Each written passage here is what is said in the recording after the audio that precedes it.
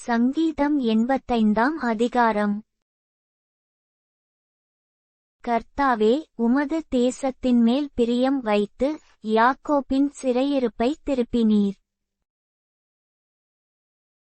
உமது ஜனத்தின் அக்கிரமத்தை மன்னித்து அவர்கள் பாவத்தையெல்லாம் மூடினீர்.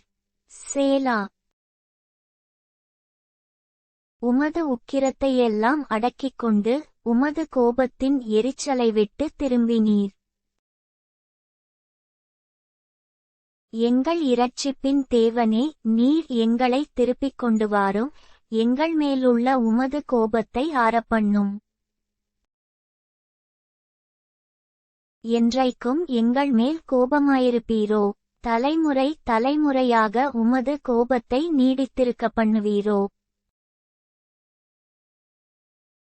உமது ஜனங்கள் உம்மில் மகிழ்ந்திருக்கும்படி நீர் எங்களை திரும்ப உயிர்ப்பிக்க மாட்டீரோ? கர்த்தாவே, உமது கிருபையை எங்களுக்கு காண்பித்து உமது இரட்சிப்பை எங்களுக்கு அருளிச் செய்யும்.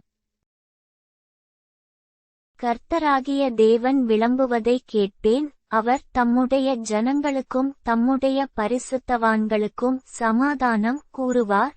அவர்களோ மதிகேட்டுக்கு திரும்பாதிருப்பார்களாக.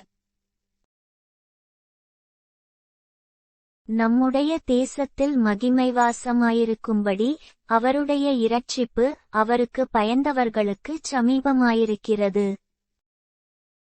கிருபையும் சத்தியமும் ஒன்றையொன்று சந்திக்கும், நீதியும் சமாதானமும் ஒன்றையொன்று முத்தஞ்செய்யும். சத்தியம் பூமியிலிருந்து முளைக்கும், நீதி வானத்திலிருந்து தாழப் பார்க்கும். கர்த்தர் நன்மையானதை தருவார், நம்முடைய தேசமும் தன் பலனை கொடுக்கும். நீதி அவருக்கு முன்னாகச் சென்று அவருடைய அடிச்சுவடுகளின் வழியிலே நம்மை நிறுத்தும்.